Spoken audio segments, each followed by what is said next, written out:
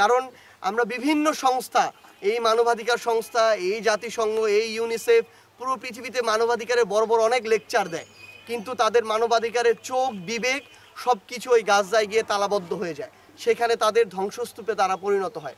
তো আমরা তাদেরকে বলি, আগামীর পৃথিবীতে আপনারা এইসব মানবাধিকারের বিভিন্ন বয়ান দেওয়ার আগে গাজার চিত্রটা সামনে আনবেন। সেটাতে যদি আপনি আপনার জায়গায় আপনার দায়িত্বটুকু পালন না করতে পারেন, তাহলে পুরো পৃথিবীর মানুষের সামনে মানবাধিকার নিয়ে জ্ঞান দেওয়ার মতো মুখ আপনার নাই, ওই মুখে আপনি তালা দিয়ে রাখুন। আমরা স্পষ্ট করে পুরো পৃথিবীর মানুষের কাছে আহ্বান জানাই, আমরা পুরো বাংলাদেশের পক্ষ থেকে পুরো বিশ্বকে একটি বার্তাই দিতে চাই যে গাজায় প্যালেস্টাইনে আমাদের মজলুম মুসলিম ভাইদের সাথে যেটা হচ্ছে এটা একটা গণহত্যা। এই গণহত্যার যে রক্ত, এই রক্তের দাগ নেতানিয়াহুর হাতে আছে। এই রক্তের দাগ নেতানিয়াহুকে যারা বিভিন্নভাবে আর্থিকভাবে সহযোগিতা করে, এটা দেশ হতে পারে, এটা ব্যক্তি হতে পারে, তাদের প্রত্যেকের গায়ে আছে। এটা বিভিন্ন বাণিজ্যিক কোম্পানি হতে পারে, তাদের প্রত্যেকের হাতে এই মজলুম জীবনগুলোর রক্তের দাগগুলো রয়েছে। আমরা বাংলাদেশের পক্ষ থেকে আমাদের এই বাংলাদেশের একজন মানুষ হিসেবে স্পষ্ট করে পুরো পৃথিবীর কাছে এই আহ্বানটি জানাই যে আপনারা আপনাদের জায়গা থেকে আমাদের এই যে প্যালেস্টাইনের যে ভাই, আমার গাজায় যে ভাইরা রয়েছেন তাদের পক্ষে কথা বলা শুরু করুন।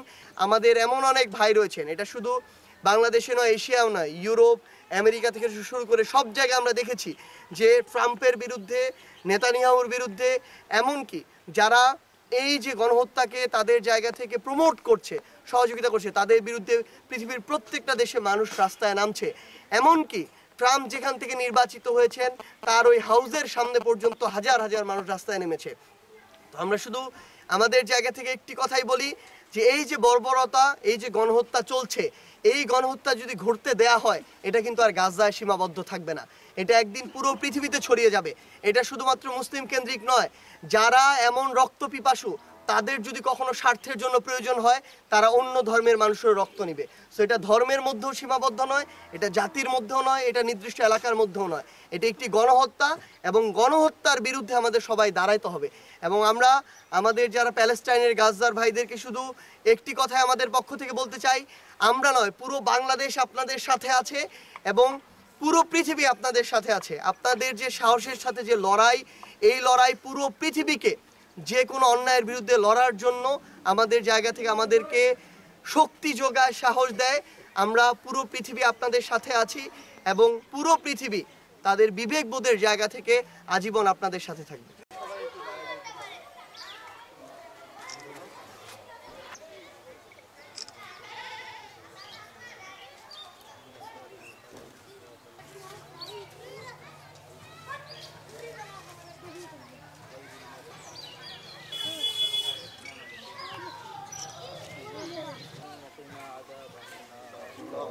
اللهم رب ارحمهما كما ربياني صغيرا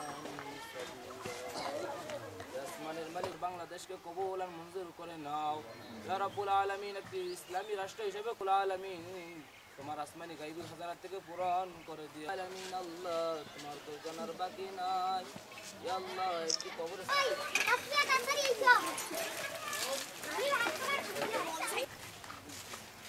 প্রত্যেকটা বাসায় যাবো, অবশ্যই যাবো। আর আমাদের চাচি না না ওখানে কবর আছে না, যেতে হবে। কিন্তু কবর ওইখানে দিল যে কয়দিন পর পরে তখন কথা যে আমি ওখানকার